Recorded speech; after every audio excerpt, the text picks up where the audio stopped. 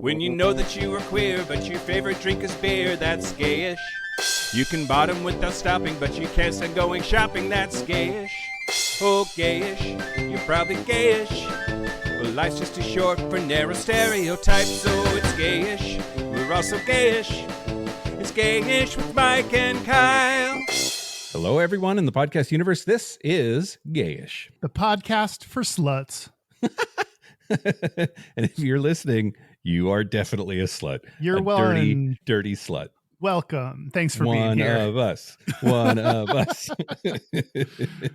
I'm Mike Johnson. I'm Kyle Getz. And we're here to bridge the gap between sexuality and actuality. And today, we're going to talk about public sex. Public sex. Well, I'm going to talk about public sex. You can talk about whatever you want to, Kyle.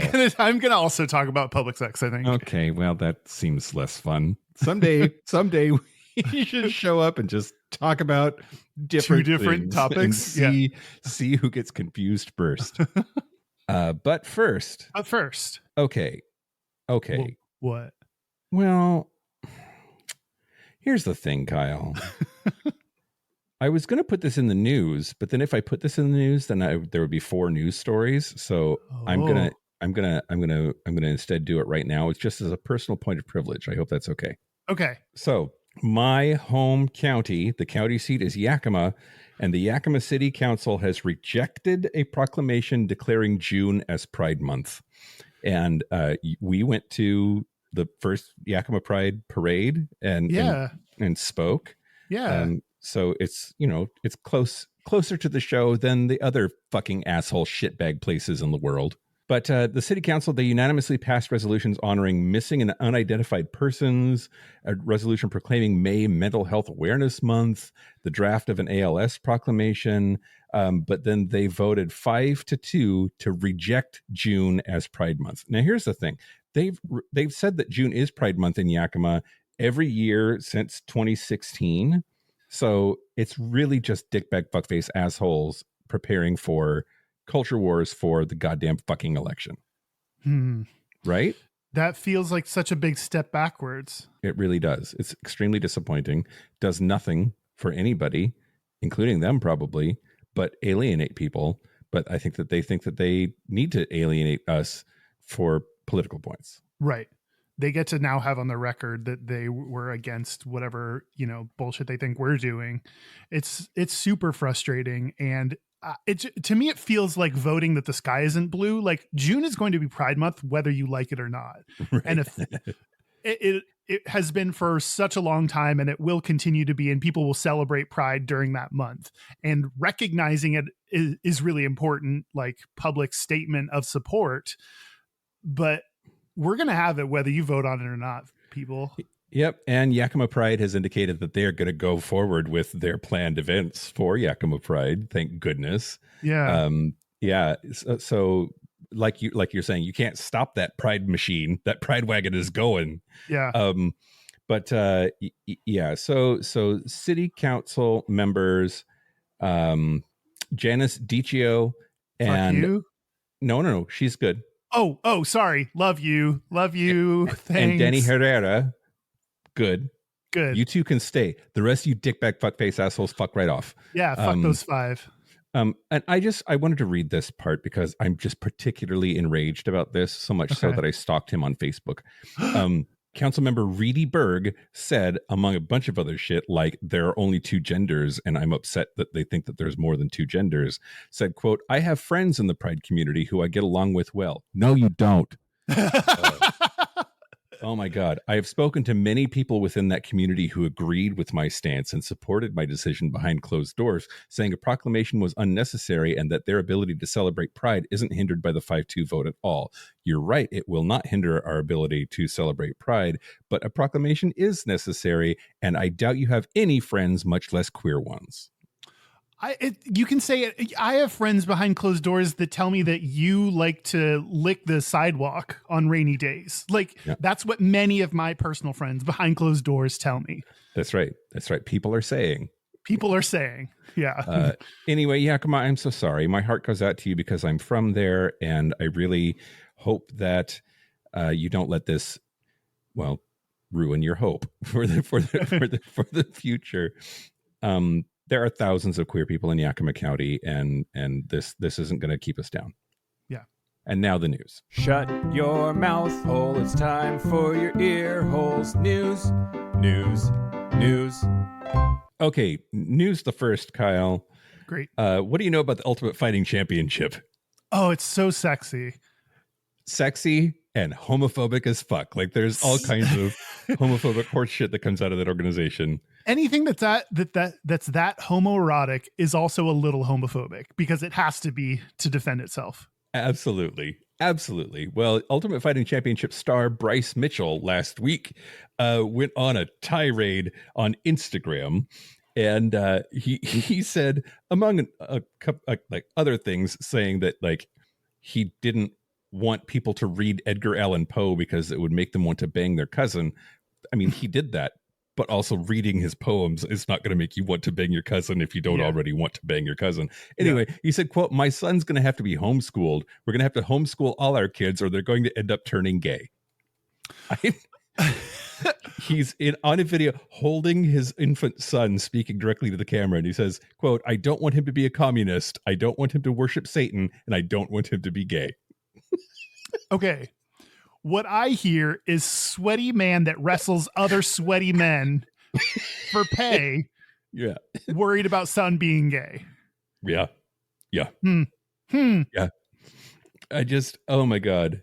And just like with football and that dickbag fuckface asshole that is getting better treatment than Colin Kaepernick did, there's this like, now suddenly everybody's all about the First Amendment, right? Like when it's somebody that they agree with, they think, let him say it. Oh my God. Anyway, dickbag fuckface asshole nominee, UFC star Bryce Mitchell. Okay. Are you ready? Yep. News the second. So the National Park Service briefly last week had a policy go out that was going to ban Park Service rangers from wearing their uniform to any Pride events. Oh. Now it was by over enforcing an existing policy that came about. It wasn't like they were specifically targeting Pride necessarily, but Deb Haaland, who is the Secretary of the Interior, put out a memo saying that that they should not wear their uniforms in events not organized by the National Park Service. Why that had to be done just like a week before Pride or 2 weeks before Pride is the part that everybody was like, Deb, your name is Deb. But she then sent out a clarifying email, which clarifying email is, "I fucked up and I'm going to change it, but don't want it to sound like I fucked up." Yep, exactly. That Pride is actually okay. Okay, I was going to say if they restricted that, then you're going to see a bunch of gays cosplaying as park rangers, which would be the ultimate revenge. Yeah, that's true. That'd be hot. Yeah. Anyway, the Patty Gonya, who is a climate activist and drag artist, apparently is like championing this thing. And she said, quote, "We thank the National Park Service and Secretary of the Interior, Deb Haaland, for listening to their employees as well as the general public. We remain cautious on how the updated policy will be implemented." But yeah, the good news is that the National Park Service is playing a crucial role in recognizing and celebrating LGBTQ plus people, including by preserving historic sites like Stonewall and allowing its employees to participate in Pride. So, anyway, I just think it's hilarious that like all of a sudden the federal government is worried about their uniforms being seen at Pride. Also probably because of political points, but there's a Democrat running the White House, so we can fix that shit. Yep. What I'm hearing is basically Pride is coming up, so there's a bunch of tomfoolery abound. Yep. Some shenanigans. Some shenanigans in advance of Pride Month. Some ballyhoo. That's a good one. Yeah. Okay. News the last. Kyle. Yeah. This makes me laugh so much. I just can't. So I can't. Okay. So Google has a new AI feature called AI Overview. Do you know where I'm going with this? I don't know the gay angle on this, so no. Yeah. So it is particularly bad at like inventing shit. It's like its hallucination rate is really, really awful. But a guy named Matt, who is at computer_gay on X, formerly known as Twitter, asked Google, are there gay Star Wars characters? And the answer is fucking hilarious to me. Google responded quite confidently, yes, there are some LGBTQ plus characters in the Star Wars franchise, including characters who are openly gay, lesbian, or androgynous. So far, this is correct. Okay. This is where it goes insane. It went on to give examples of gay characters. Slurpy Faggy, the first openly... The first openly gay character in Star Wars, Slurpy is in a committed relationship with his boyfriend, Dr. Butto. I need this. Star Trek writers, make it true. Oh my God. You have the power to make this true. Yeah, Slurpy Faggy and Dr. Butto. Like there's now a whole underground group on X that's trying to like, well, first make jokes because it's fucking hilarious, but then also like some plot lines are starting to emerge about Slurpy Faggy and Dr. Butto. Just oh my God. Somebody did point out too that Star Wars creator George Lucas invented a type of music that he called jizz. Oh right, yep. So in the cantina. That maybe Slurpy Faggy and Dr. Butto are actually real, and you know. I can't. Slurpy Faggo. Slurpy Faggy and Dr. Butto. Slurpy Faggy. I love him so much already. Can you love something that doesn't exist yet? I think so. Okay. That's how people feel about Jesus. Anyway, that's the news. That's the news. Speaking of people that do exist, I want to thank our new Patreon members. Thank you to Ryan Sedgley. Maybe. You did okay on that one. Thanks. I give you a C+, Kyle. Okay, that's what I deserve. Thank you to Phil Sayer, and thank you to Holly. Thank you, Holly, for sending in your one name. Your unaname. If you want ad-free episodes a day early, if you want to get bonus episodes, bonus segments every week, use Mike's Hole, join Patreon happy hours, get free t-shirt, lots of cool benefits, go to patreon.com/gayish podcast. Do it. You want to talk about public sex? Yeah, let's talk about public sex. Okay, wait. Okay. You're going to hate this. Okay, what? Yeah. What does public even mean, Kyle? I feel like if we're going to talk about public sex, we have to have a talk about like what the word, it's not pubic sex, it's public sex. What does that even mean? It means somewhere that's not private. Great. That's a very incorrect binary answer, but I well, I don't know. What do you think? I'm trying to be more specific than give you a dumb answer, but it seems like a silly question. No, you're doing great. Like, I mean, the opposite, quote unquote, opposite of public is private, but it is a continuum, right? It's a whole spectrum, and I kind of want to dial in, like, when does it count as public sex? Here's my first thought. For instance, is a bathhouse public sex? Oh, see, it's tricky. Yeah, I mean, it's like a private club, so that not anyone can get in, but there's like areas where you can get it on in public, like so other people can be watching you. Yeah. But like, I wouldn't consider someone's home. If you host an orgy at your home, I wouldn't consider that public. Okay. What if it's in the common area of a building that's secure? Then I would say yes, that's in public. Okay. Like, is the restroom at the gay bar? The gay bar. That's Is it? public, right? I don't know. Because you're not. Okay, there's one. I think that in my heart, I confuse public sex with outdoor sex, which is like the most public that you can be. But even that, there's private yards and private beaches and shit like that. So, but I don't know. So I did have to look it up, and I usually start with history, which I'm going to talk about a little bit of history stuff later. But I really did first want to talk about this like how public is what Okay. I called it. And I found this. I found one person's take on it. The continuum between public and private can be thought of as a spectrum of spaces or situations characterized by varying degrees of accessibility and exposure to others. And here are some potential points along that scale. So number one, public. These are spaces or situations that are open and accessible to all members of a community. Examples include public parks, town squares, and I don't think I agree with this, but public social media posts. But this is the mostly outdoors public spaces that are in this zone. But or like out on the street. I don't know. Because then 2 is semi-public. And these are spaces or situations that are generally accessible to the public, but may have some restrictions. Examples include a restaurant, which is open to the public, but may require a reservation or purchase to be there. Or, again, I don't agree with this, or a Facebook post that is visible to friends, but not to everyone.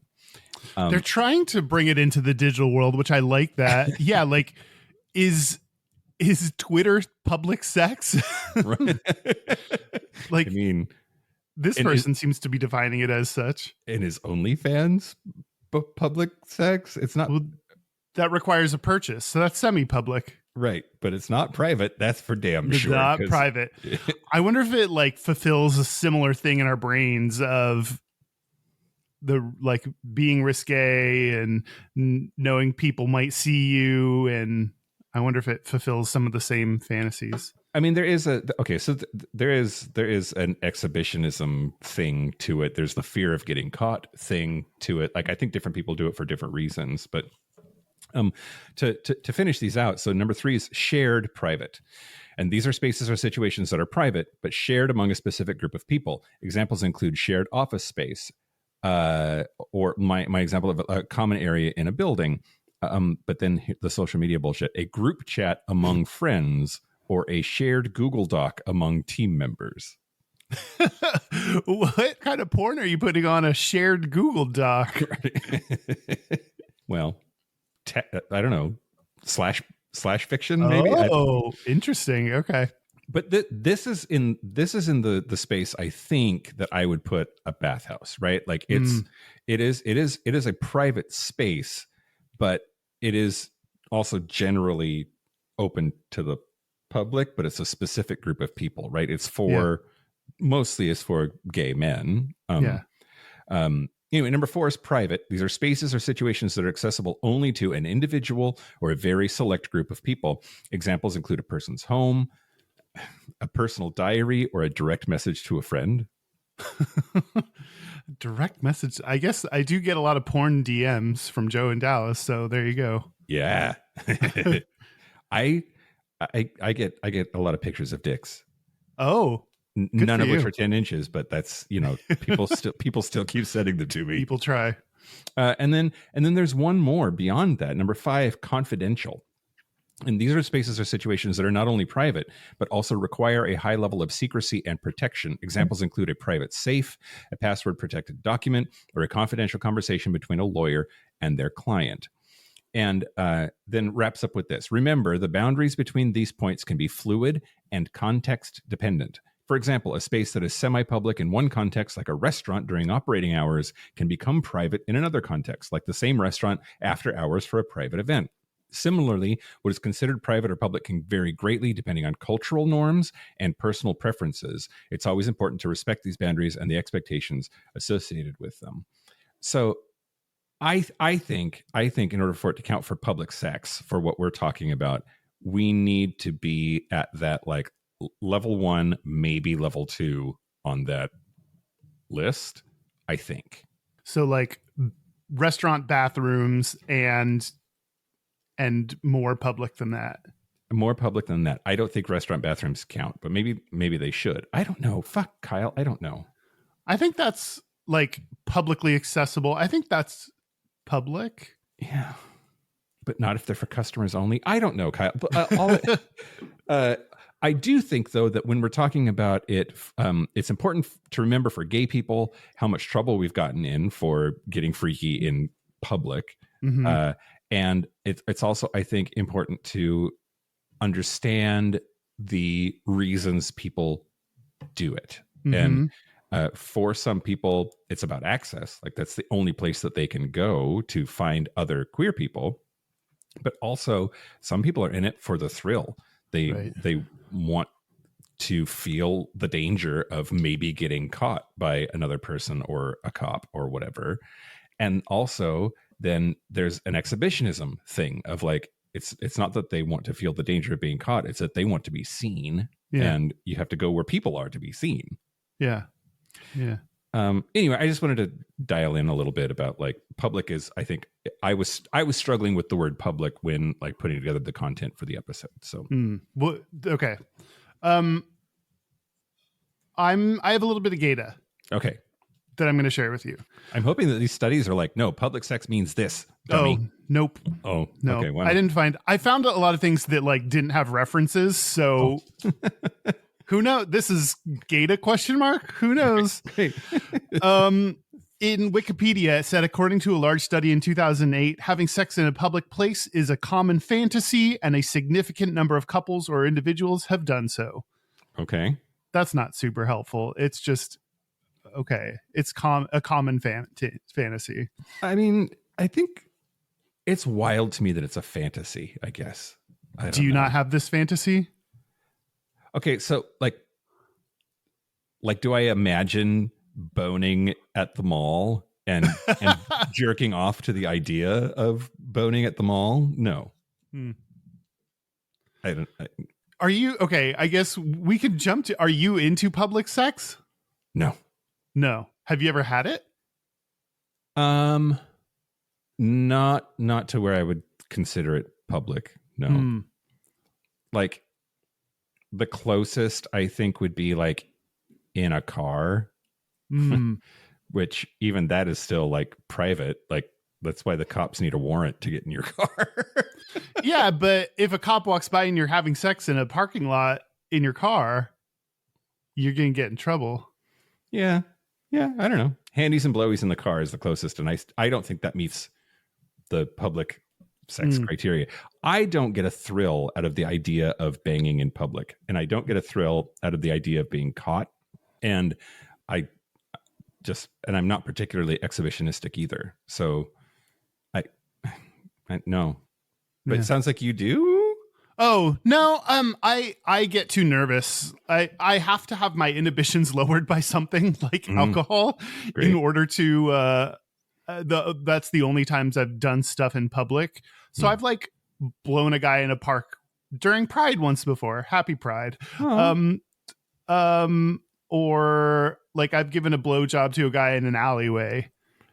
I got a blowjob in an alleyway. It was like the first time I think that I'd hooked up with a dude since coming out. And I felt really gross about it because I felt kind of pressured. Like I was fucked up and he like pushed me behind a dumpster and pulled my pants down. And I was like, well, I guess I'm gay now. So I got to be okay with this. No. Like, knowing what I know now, it would have been absolutely not. I would have stopped him.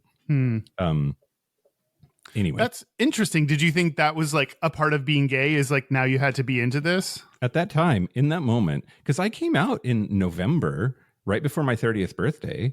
And this was Christmas time. I had come home early from Christmas and went out to the gay bars. And it was like only like the third or fourth time that I'd been out to the bars ever. Like, certainly as like a newly out gay person. And a friend of mine introduced me to this dude and he was like kind of aggressive. And I was just like, well, if you're going to be into men, like men are like this. And then, got kind of sloppy. And then but I don't know. Yes, Kyle, I thought that I had to let this guy blow me in an alley because that's the price of being gay. That sucks. I don't know. I got fucked in a stairwell once. Nice. Whose stairwell was it? some rando from Sniffies. Okay.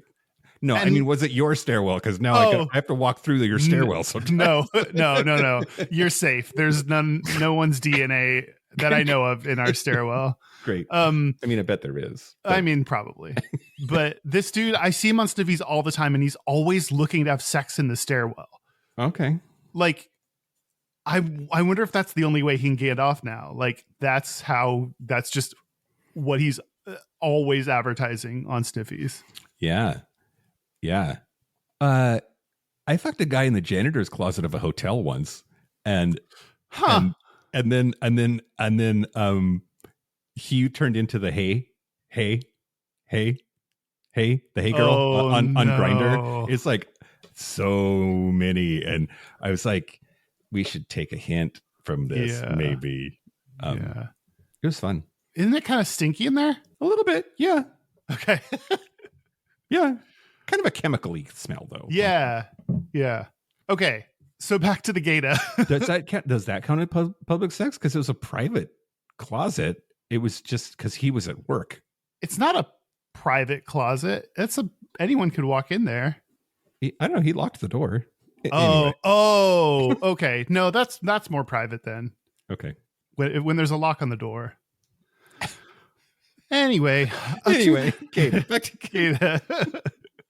A 2006 online survey of nearly 80,000 men and women, most of whom were involved in a monogamous relationship, found that 22% had sex of some kind in a public venue. Okay.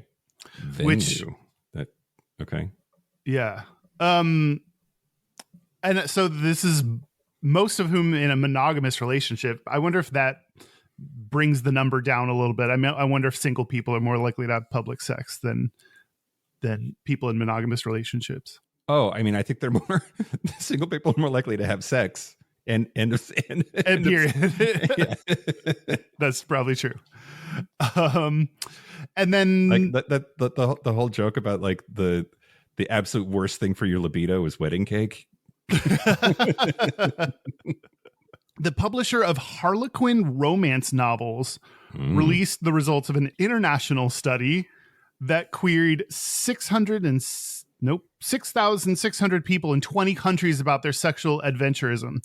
The U.S. fell around the same number as the results I just said. The previous results said where 22% have had sex in public, and this said that 21% of Americans said they had sex in public. Okay. But if we go from lowest to highest, 13% of French respondents. So we're more public sex than French people. That's surprising. Yeah. Like I just assume French people are more sexy in all areas of sexual achievement. Sexual achievement. It's like you get an award for achieving public sex. Yeah. Me too. I thought French people had public sex for breakfast. I don't know. Germans, 47%. What? Swedes and Argentinians both had 55%. What? Greeks were at 60%. Oh my God. Okay. Australians were at 64%.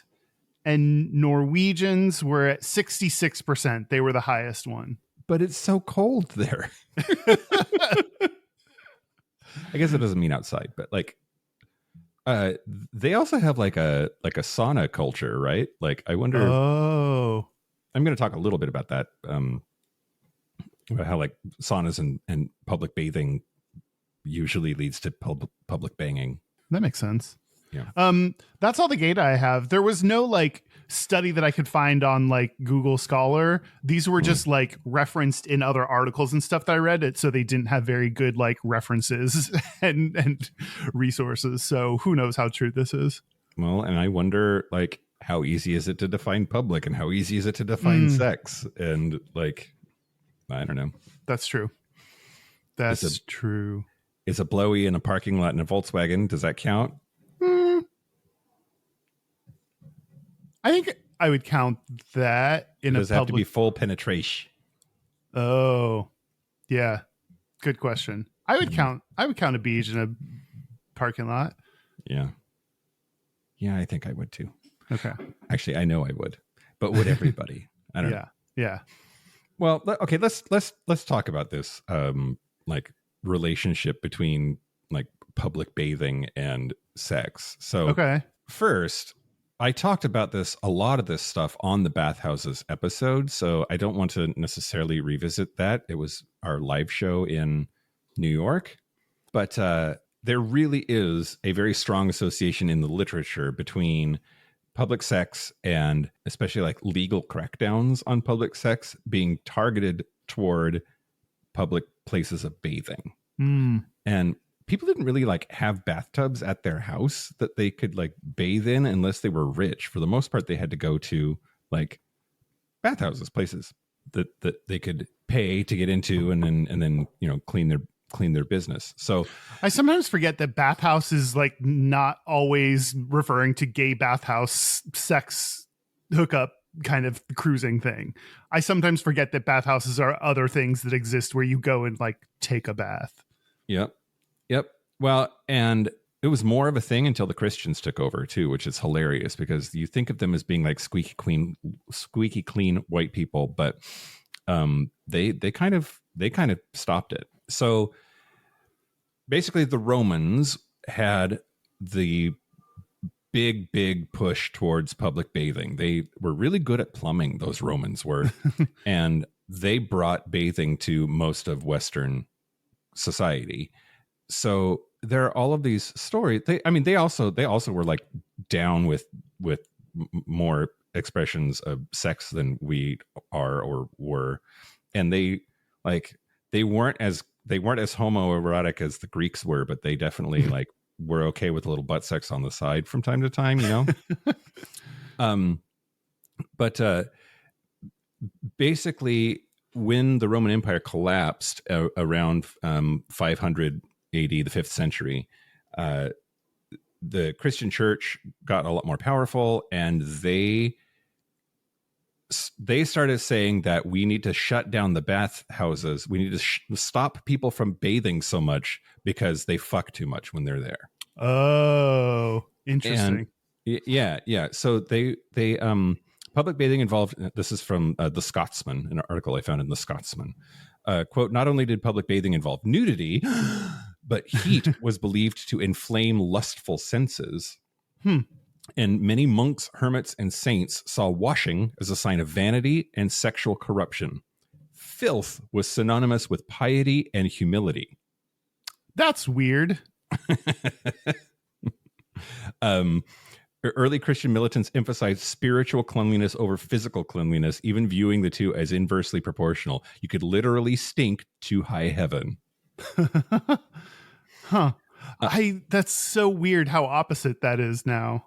Yeah, absolutely. And like I think people think of the Middle Ages as being this like horribly grotesquely stinky time, and they're right, but that doesn't mean that it was like that forever in the past, right? Mm-hmm. Like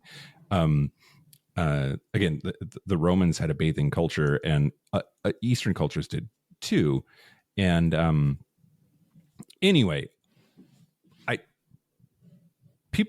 so bathhouses used to be for bathing, and the bathing led to people being naked around each other, and that led to them boning, and a lot of the boning was actually gay. It was queer sex. Yeah. that was happening. It's fun that like all sex takes is to get a couple people naked near each other, and they'll end up fucking.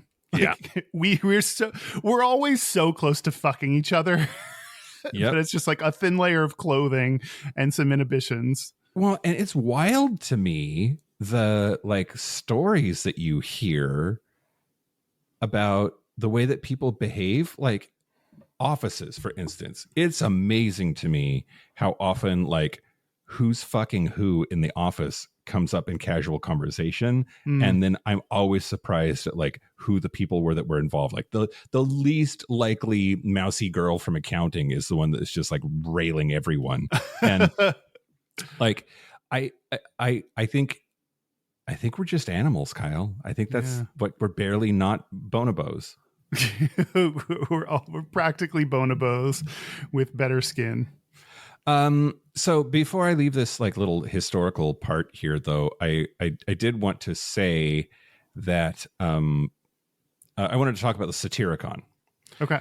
So the Satyricon is That sounds like a conference for people that love satire. Sure. Yeah. Yeah. I love the Satyricon. Yeah, it's so good.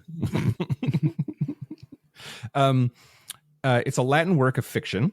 It's believed to have been written by Gaius Petronius in the late 1st century AD, although the manuscript identifies the author as Titus Petronius. But here's the thing. It's this book is wild, Kyle. It comes up as an early example of literature about public sex, but not only is it like filled with public sex, it's mostly gay public sex. So Encolpius is the main character. He's the narrator, the main character. He's moderately well educated and presumably from a relatively elite background. And then there's Guyton, who is a handsome 16-year-old boy, a possible enslaved person, and Encolpius's sexual partner. So Encolpius is banging that slave boy. And then Asiltos, who is Encolpius's friend, they used to fuck, and he wants to fuck Guyton too. And they fight a whole bunch about they get caught. Encolpius gets caught banging Guyton in public, and Asiltos finds out and is mad about it and is like going to kill him or something. And then Asiltos and bangs Guyton, and Encolpius catches them. Like the three of them just do so much public fucking and getting caught. And anyway,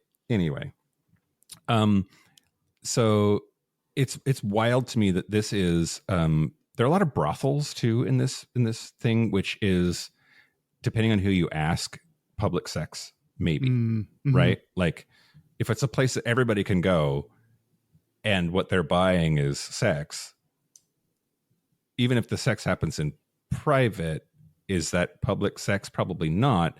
But also a lot of orgies happen at brothels, and that seems more public. Yeah. Huh. Anyway, I kind of want to read the Satyricon now because it's got gay stuff. It has drama. It has more gay stuff. It has an angry person that owns a brothel. It's like Game of Thrones feeling or something. Ooh.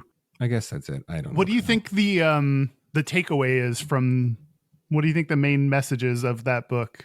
Well, first, dudes be fucking.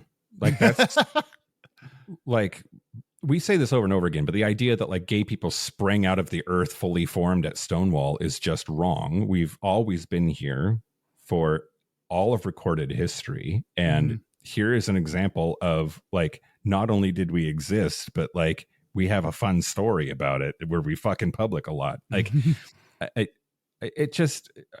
want to keep that message alive, that like, we've always been here and we will always be here. And the idea that like we're, I don't know, recruiting or grooming kids or something, or we're a new threat, it's just stupid. Yeah, it is stupid.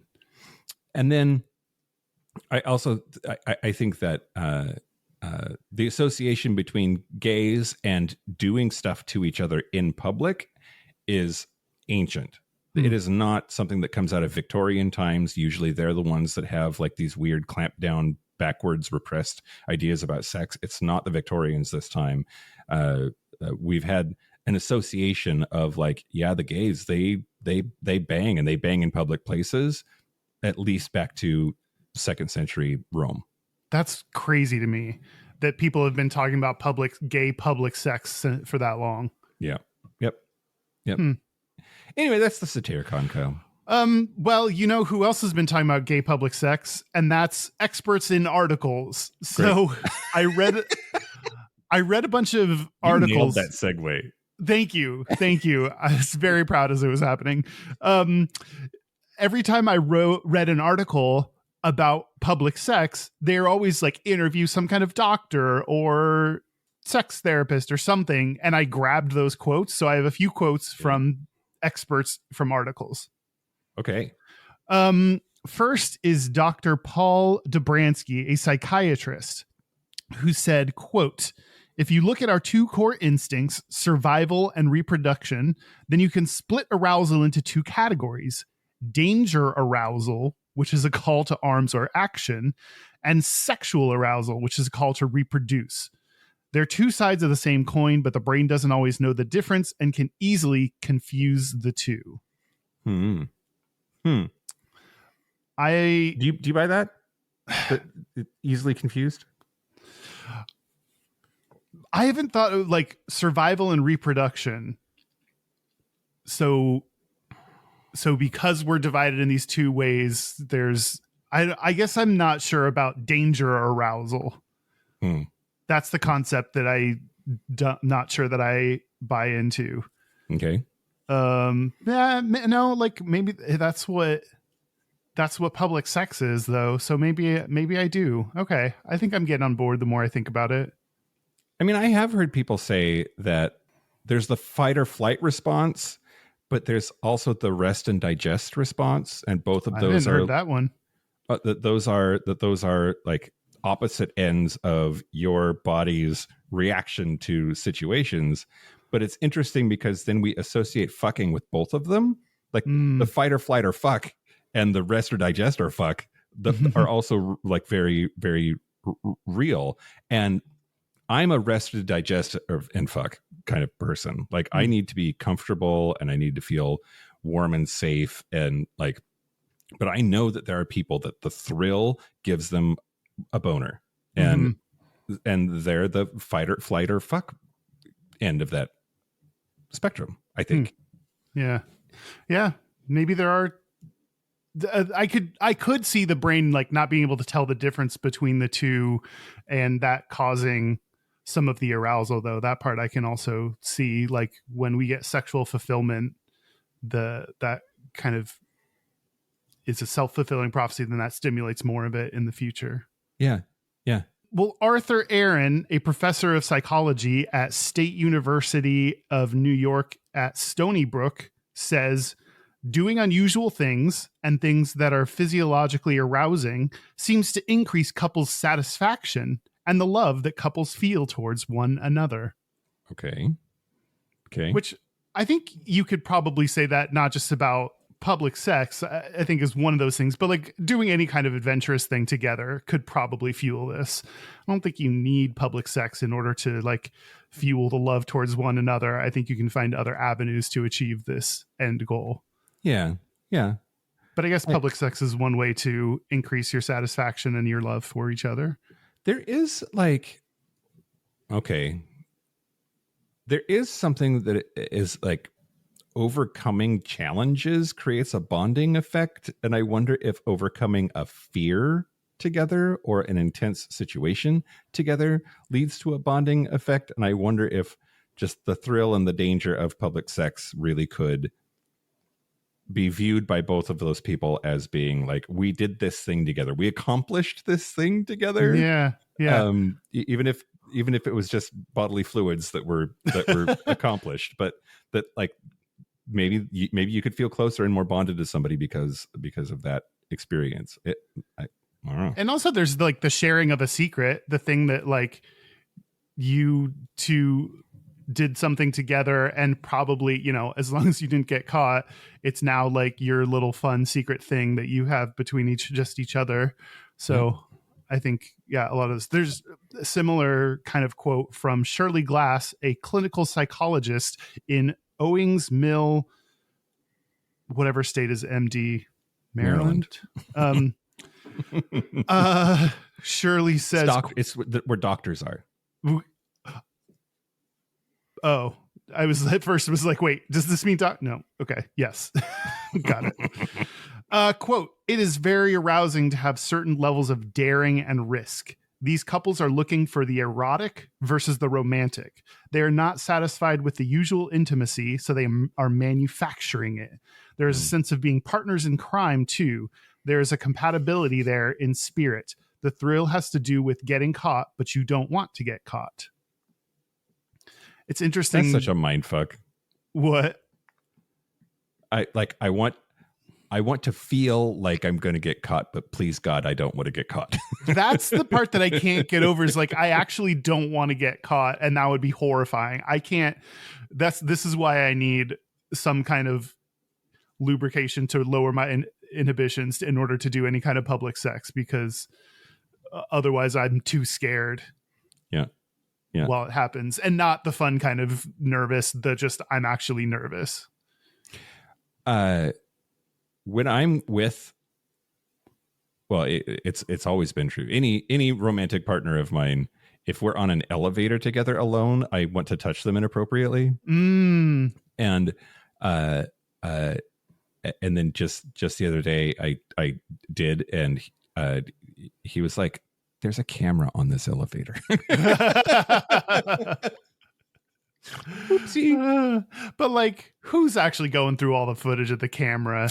Right. Probably no one. But yeah, anyway, sorry, go ahead. I also thought it was interesting that this Shirley Glass character put erotic versus romantic on like two ends, and they're looking for the erotic and not the romantic, because it sounds like when you were describing wanting to feel comfortable and safe, like that to me, you want something that's more romantic versus erotic. Yep. I think that's true. I think that's true. Because the problem with the romantic and erotic being opposites is I want an erotic experience. Maybe I disagree, Kyle. I don't think erotic and romantic can be on opposite ends of anything. I think it's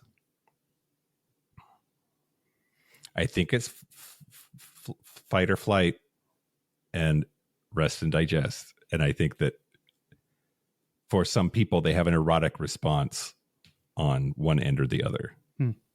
Where did this rest and digest come from? I've never heard this. Really? Oh, yeah. I don't know. I think it was, I think since college. It has something to do with like your HPA axis, some shit. I don't know. Fuck. I don't know what that means. Rest and digest. Parasympathetic nervous system. The parasympathetic system is responsible for stimulation of rest and digest, or feed and breed activities. Breed. That occur when the body is at rest, especially after eating, including sexual arousal, salivation, lacrimation, urination, digestion, and defecation. And it is complementary to that of the sympathetic nervous system, which is the fight or flight response.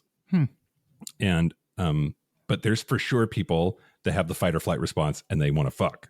Like, so either system can result in being horny, but like there's a thrill seeker, like when the sympathetic nervous system gets like triggered, activated, that like they want to fuck. I think maybe erotic versus romantic. I'm thinking erotic is more like risque or like fetish, some kind of fetish or something. And romantic. Yeah. So I could see those as being opposites, but yeah. Well, that's what the expert. It's funny how many experts you can find on public sex if you really want to. If you're writing an article about public sex. Oh, public sex. Yeah. Should we talk cottaging? Yeah, let's talk about cottaging. I mean, I could go into this one example of that first. Well, should we define it first? Okay, go for it. It's a gay slang term. Yay, gay. Polari. Yeah. Is it Polari? I don't think so. Oh, okay. Originating from the UK, referring to anonymous sex between men in a public lavatory, which is also known as a cottage or a tea room. Oh my God, it is Polari, Kyle. Oh, it is? Yeah, it's the Polari word of the week. Yeah, Polari word of the week. Oh, it's been so long. It's been so long. Or it can also be cruising for sexual partners with the intention of having sex elsewhere. Okay. So that is cottaging. And I know it's more of a term that's used in the UK. Yeah. I've heard it because of the podcast. I don't think I've ever heard anybody refer to it as that here. Yeah, me neither. I guess here they're just cruising spots, Yeah, that's how I think of them. I guess. Yeah. But yeah. So cottaging. Well, first there's a whole bunch of history about that too, Kyle. Of like, the Cleveland Street scandal was a thing that I was going to maybe talk about, where Cleveland Street in London, there was a brothel there, and it was somehow related to like the crackdown of this brothel then changed a bunch of the laws about how cottaging was policed. And but I think that this is in this space of gay people for years and years and years and years and years and years and years were involved in public sex or semi-public sex, things that were deemed as public sex and prosecuted as public sex because they had nowhere fucking else to go. Mhm. Like, we lived in such a repressive society that was so demonizing of homosexuality and homosexuals. And so like we sort of forced people, if they were going to have any sexual expression at all, into these spaces, right? Yeah. Yeah. I mean, because you probably were forced, you can't have it at home because you were probably forced to get married and you have a wife and kids at home. So you got to go elsewhere if you're looking, like, people are going to have sex. If they have sexual urges, they're going to find a way to get those needs met. And so you can't go home. So then where can you go? And the answer is public places. Yep. So I was going to talk about like Frank Kameny, who was part of the homophile movement that got gay rights going. He in the 1950s was fired from his job at the federal government because he was caught having inappropriate contact with another male in a public restroom. And it's always a bathroom. It's always a bathroom. So here we go. Here's a couple of other examples. In 1988, pop star George Michael was arrested for engaging in a lewd act in a public restroom at Will Rogers Memorial Park in Beverly Hills, California. 1998, right? 98. Did I say 88? I think so. Okay. Well, my vision is getting really bad, Kyle. I can't read anymore. We'll fix it in post. But so an undercover police officer witnessed him performing the act and arrested him on the spot. The incident garnered widespread media attention and marked a significant moment in Michael's life and career because following the arrest, he publicly came out as gay, addressed his sexuality openly for the first time, and using the opportunity to challenge societal norms and raise awareness about LGBTQ plus issues. His career sort of survived it. He at the very least earned a lot of support and respect from fans and advocates. So he was charged with a misdemeanor and didn't contest the charges. He pled nolo contendere, which is no contest. He did not admit guilt, but accepted the punishment. As a result, he was fined $810, sentenced to 80 hours of community service, and required to undergo counseling. And counseling for what? Not being a homo? I don't know. Yeah, that's interesting. Like, no, I don't know. Yeah. Do you remember that whole thing? You were pretty young, but I was young, but I do remember that. I don't remember any of the details. I just know you say George Michael, and that's the first thing that comes to mind, actually. And then there was that video that he makes fun of the whole incident. The song Outside. Ooh, say more about that. Oh, that's all I wrote down. He was sued by he made the music video for the song Outside, and then was sued by one of the officers that originally arrested him for portraying him as gay and mocking him. Great. But the lawsuit was dismissed. Great. Yeah, there's like it's a bathroom, and then like the urinals turn around and they're like all sparkly disco urinals, and the lights change, and there's like a party in the bathroom. I don't remember that. No. All right. But that's an example of a person who was not out. His public persona was not out. Right. But at the very least, he was in music. He was an artist. Like Wham wasn't not gay. And but the other one that I wanted to talk about that is like interesting, I think, is U.S. Senator Larry Craig. Do you remember him? Mm-mm. This was 2007. He was arrested at the Minneapolis-St. Paul International Airport for allegedly soliciting sex in a men's restroom. So there was an undercover police operation that was targeting lewd conduct in public restrooms. And an undercover officer claimed that Craig had signaled his interest in a sexual encounter through foot tapping and hand gestures under the stall divider. Senator Craig was charged with disorderly conduct, to which he pled guilty, later attempting to withdraw his plea by claiming it was a mistake and that he was innocent. The court denied his request to retract the plea, and he was fined over $500, given a 10-day jail sentence that was suspended, and ordered to undergo a year of probation. There was significant political fallout, and he decided not to seek re-election, which, given how like virulently anti-LGBT he was, like, I don't know, good riddance to bad rubbish or whatever. But yeah, fuck off. That was another example, I think, of like public bathrooms are where people that want to be gay go if they can't otherwise be gay for whatever reason. Mm-hmm. And you got to know the foot tapping signal and the hand signals, which I don't know how you signal that specifically, other than I just know their foot taps. Yeah. Oh my God, Kyle. What? I blew a guy in the dressing room at Macy's once. I am a dirty slut. Yeah. And we celebrate that here. I was going to go into this episode being like, I've never had public sex and I don't plan to. And I am a lying liar. Uh-huh.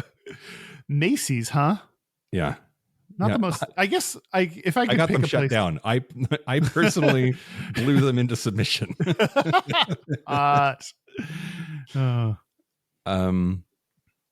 Yeah. Can you think of any other examples though of like this public sex thing taking people down? I was wondering about nude beaches too. Oh, do you think there's a lot of sex at nude beaches? I don't think I've ever been to a nude beach. I've never been to a nude beach either, which is why we have to do an episode on it, I'm sure. Oh, okay. I think these days, that was the old school thing that you got caught for and got in trouble for. And these days it's sex tapes. Like that's the more modern, like your sex tape gets released and that's what, gets you famous or gets you in trouble or whichever one. Yeah. So interesting. Yeah. Well, I feel like we've said a lot of like things about public sex being dangerous or something, but like you're gonna talk about reasons to bang in public in Patreon? Yeah, on Patreon, why you should try public sex. I'm gonna read you a listicle that, and we'll see if I convince you to have more public sex in the future. Okay. Do you think public sex is in your future? Do you think there's any world in which you have a change of heart and really strongly desire it and go for some risque sex? This is not a no. That has been so far outside of my like self-concept for so long. And I have, oh God, this is so, okay. What? No, I'm in love and it makes me want to throw up.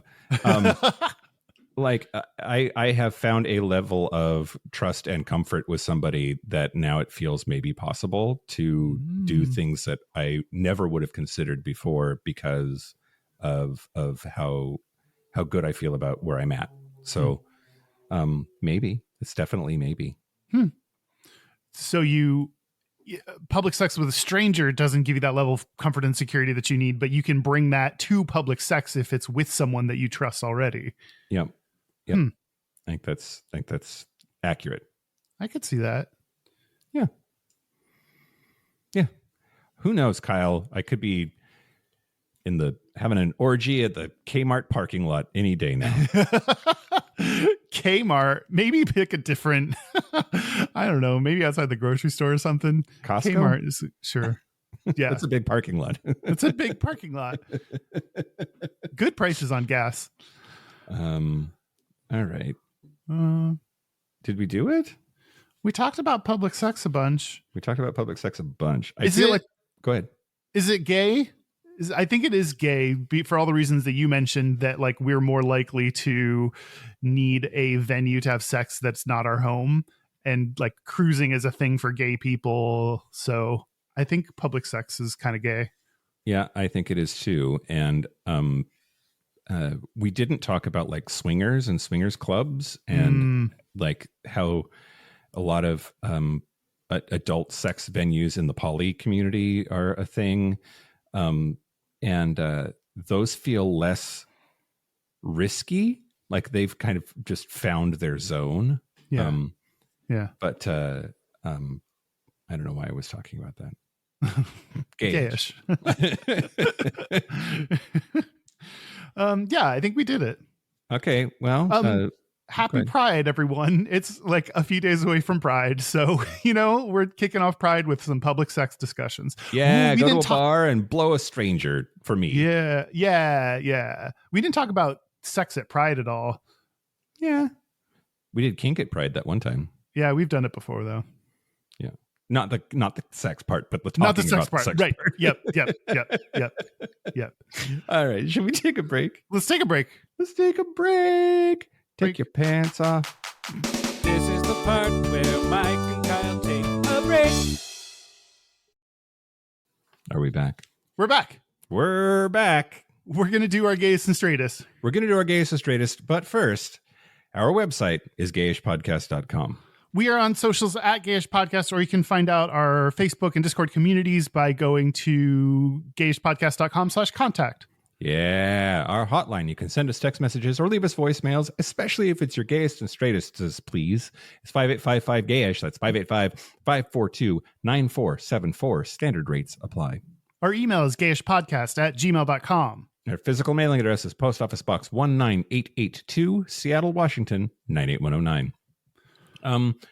Do we have anything to say at all to anybody? You mean like calls to action or things we want to plug here? Yeah. No, rate, review, subscribe, and recommend. All right. Gays and straightest? Let's do our gayest and straightest. Okay. I'll go first. Okay. So the straightest thing about me this week actually is just an oldie but a goodie, but it's true. Ooh. I fixed my own toilet. Oh, Yeah. nice. Yeah. I'm hoping I didn't already use that one though. Hold on. I don't think you did. Oh yeah. It was my straightest like several episodes ago that I was toilet repair kit shopping. It arrived. I used it. I fixed my toilet. Good for you. Do you keep track of all your gays and straightists? Yeah. Oh, Yeah. Well, I have a OneNote set up that has a tab for every episode. So I have all of my notes and research and gayest and straightesses and going back to way early. Anyway. Yeah. Plumbing is always a good one. And then the gayest thing about me this week was going to Home Depot as a couple, which is like, that would be our most lesbianic thing of the week. But this was particularly gay because we followed this couple around trying to figure out if they were married, because if they were married, she needs to know that he is a faggot. Oh no. So just being really, really, really bitchy about the behavior of this couple was super fun. He was so gay. Oh my God. Okay. Do you think they were a couple? That was the hard part to figure out. Don't know. You don't still know? They could have been roommates or friends or married or like, I have no idea, but like, did you feel like slipping her a little note to be like, yeah, girl. Okay. Anyway, how about you? My gayest is that my bath towel and my hand towel match.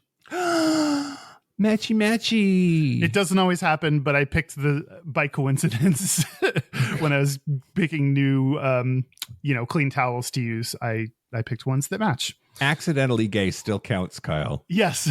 Happy Pride. Accidentally Gay is the title of my memoir. Happy Pride. My straightest is that I spilled coffee on my jeans and I continued to wear them for another day before I washed them. Yeah. Great. Great. They're dark jeans. It was a dark spill. I was like, no one really cares. But then nobody needs to know. Yeah. But then I did end up washing them. So good for me. Good for you. Okay, we have a Gayest Straightest on voicemail this week. It is from Marco. Marco from Sacramento. Yeah. Hey, Mike and Kyle. This is Marco Rithouse calling from Sacramento, California. Well, I did it. It's taken me 7 months. I finished all 383 episodes as of this phone call. I just want to say that I love you guys. I love the podcast. I listen to you guys while I'm at work. I laugh out loud, sometimes to the point of almost peeing myself. I look forward to Mike announcing he's going to talk about the history of something, picturing him pointing his finger up, just like Tony the Tiger. Anyway, I'm calling with my Gayest and Straightest. My straightest is that I was helping a friend set up for his party, moving lawn furniture, carrying around ice chests, stuff like that. My gayest, at that same party, I sang karaoke, serenading my husband with the song When You Say Nothing at All by Ronan Keating. So I just want to say keep up the great work. Happy belated birthday to Gayish. Here's to more 7 years. So have a great day. Bye. Oh, that was very sweet. You say That was very sweet. Say very nice things. And moving furniture and getting ice chests ready. That's pretty frat guy. That's straight broy. So good work. You say it best. When that song's going to be stuck in my head now. Well, now it's got to be put on the list, Kyle. Now it's got to be on the list. Yep. Yeah. Absolutely. Yeah. It's also my theme song for you. I can't say it best because I have to say stuff for the podcast. I have to move my word mouth. Yeah, that's true. Well, not anymore. We're done with this one. Thank you to everyone who's fucked at the mall. Yeah. And who's fucked in a public park. And fucked in a parking lot. And in the forest. Yeah, while hiking. And I want to thank our super gap bridgers. Thank you to Kaylee Adams, Kit Oliver, Kobe Gordon, Squoggle, Pip, Andrew Bugby, William Bryant, John Crowley, Yost Osel, Harry Shaw, Jonathan Montañez, Wadu, Forrest Neal, Patrick Martin, Steve Douglas, Explosive Lasagna, Michael Covington, Just Jamie, Thomas B, Dusty Sands, A.E. Coleman, Chris Kachatorians, and Jerome York. Thank you for your support. Thank you for your money. That's it. This has been Gayish from the Chris Kachatorian Studios. I'm Mike Johnson. I'm Kyle Getz. Until next week, be butch, be fabulous, be you.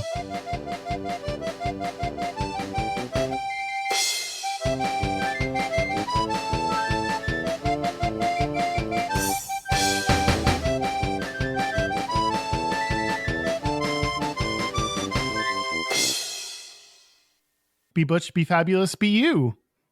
Renating on each other outside. What? Be you renating. Oh.